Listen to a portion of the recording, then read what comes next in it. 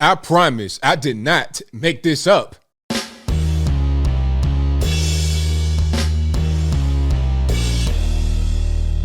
How's everybody doing? My name is Anthony Brian Logan, and today we got to talk about CBS News profiling a trans woman who was stuck in Kiev, Ukraine, because of the war that's happening right now with Russia. Now, as I said from the very beginning, I did not make this up. It's on CBS News' official Twitter page, and we're going to watch that video together from that page. But first, I got to back up to give a little bit more context. Now, I've seen some crazy, ridiculous stories come from this particular event as far as Russia and Ukraine, hearing all these fake war propaganda stories, talking about, all these soldiers on this island, they were shot in a blaze of glory by the Russians because they didn't want to give it up. They said, go F yourself. But in reality, they were not killed. They were detained by the Russians, and they're currently, I guess, in a prisoner camp. Not really sure where they are, but the Kremlin said they're going to be released pretty soon. Okay, that was the first false story. Then there was this whole thing about the ghost of Kiev, just random pictures, random people, just random ridiculous war propaganda coming from all over the place. I'm tired of all the fake stories. If you're going to report the news, let's report the news and be 100% factual, or as factual as possible, right? Now, we have another story that is not necessarily fake, as far as I can tell from CBS, but it's ridiculous. So it might as well be fake. And I don't want to belabor the point too much more. Let's go ahead and jump straight into it. Again, this is on CBS News' official Twitter page. You see it right here. Like, I'm not making this up. I'll link to it in the description box. You can see this link right here and type it, and it'll also be in the description. Hopefully they keep this video up by the time you see it. But if they do, this video will be in the description box below so you can see it without my commentary. But let's go ahead and get it rocking.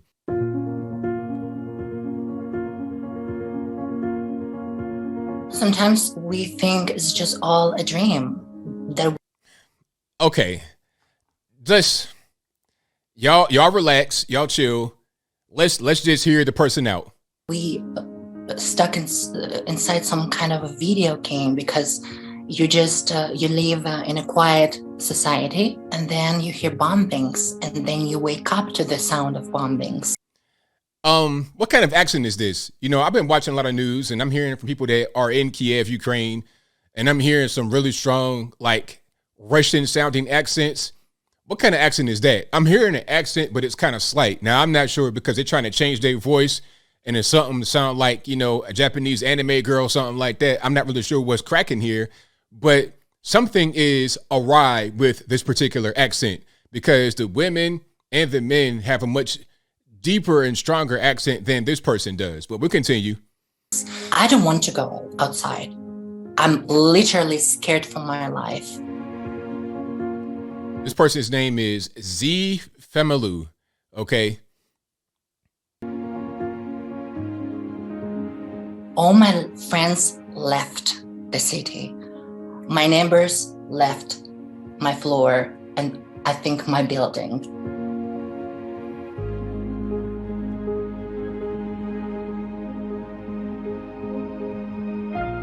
So if you're not watching the video, there's like little captions here.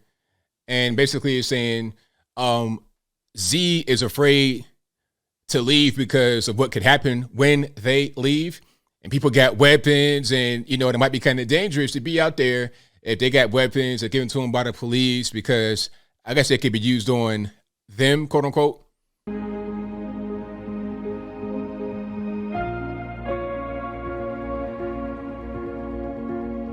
This is not a very rainbow-friendly place. So lives for trans people are very bleak here.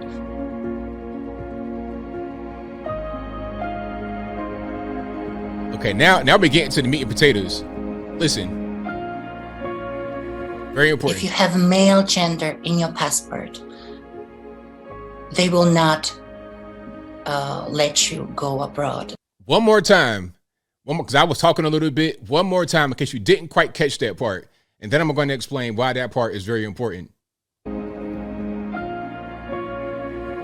if you have male gender in your passport, they will not let you go abroad. They will not let you through. Now, they don't want to talk about this part. They got another little caption on the video talking about you got to go psychiatric evaluation to try and, change your gender or whatever the case may be. But see, here's the thing. Here's the important part. In Ukraine, if you are a male between the ages of 18 and 60, you can't leave. You can't leave. Why? Because you're at war. Take this rifle and shoot the Russian with the rifle. Take rifle, shoot Russian. Your wig, your dollar store wig, it's okay. It's okay. Shoot Mother Russia.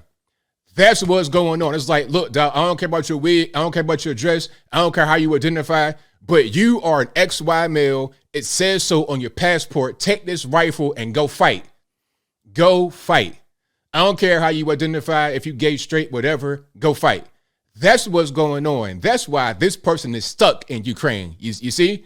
Because they are an XY biological male, the same as all the other males, right?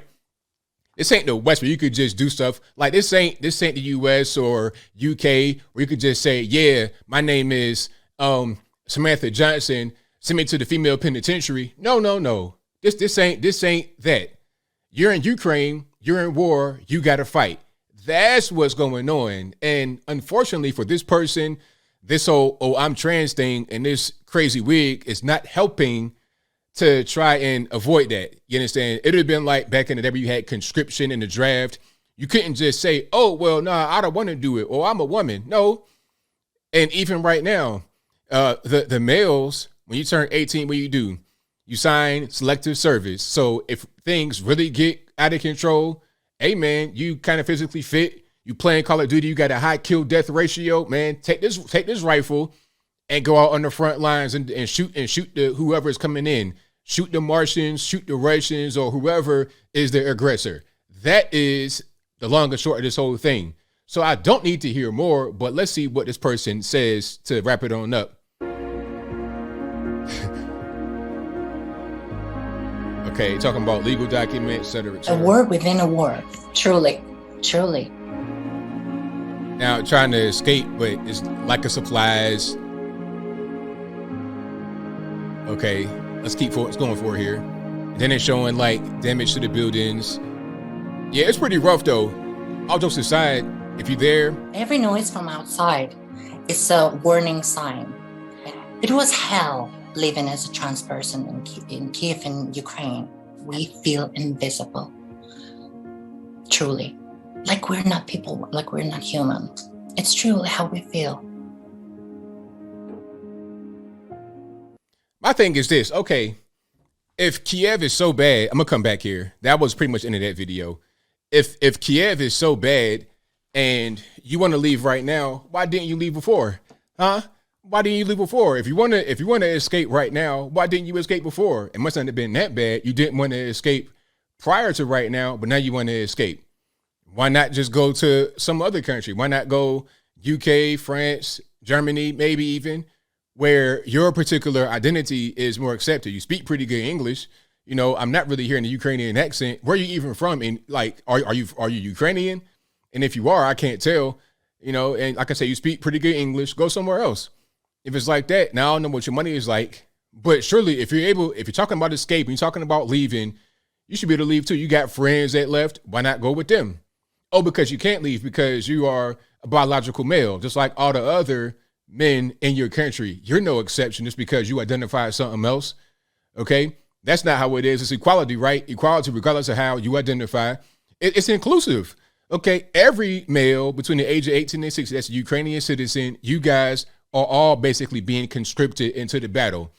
That's what's happening. Now, you might be able to slide past some guards and do some video game type stealth and go to Poland, Hungary, Romania, Moldova, which is Ukraine. But anyway, you might be able to escape and go elsewhere. But as of right now, that ain't the case. Okay? It's not even about your identity, how you feel. It's about what you actually are. What it says in birth certificate, what it says in your passport. That's what's going on. But as I close, I want to say this. Again, my condolences to all those who have died in this war.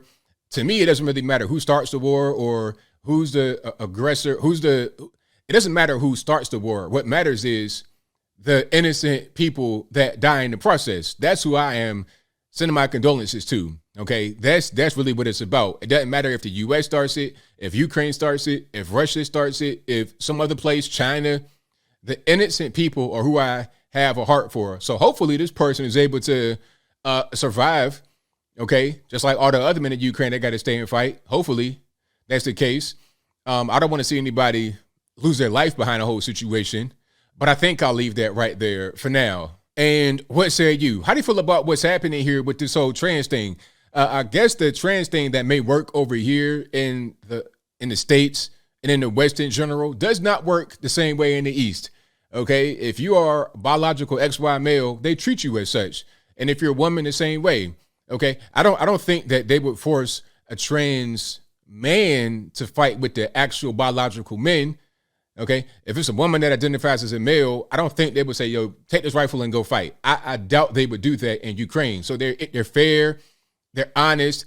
It's not just about you and your particular identity and what you got going on. It's about just you got certain rules you set and you abide by it. That's what's going on. But whatever your thoughts on that are, let me know in the comments below. You guys pretty much know where I'm at. This is a kind of wake-up call to a lot of people that you're going to have some complicated things that happen when stuff hits the fan, right? When things fall apart, when the stuff hits the fan, things are going to get weird. And imagine if in the U.S. we had conscription and the war broke out to where we had to fight, and women who now identify as men sign selective service.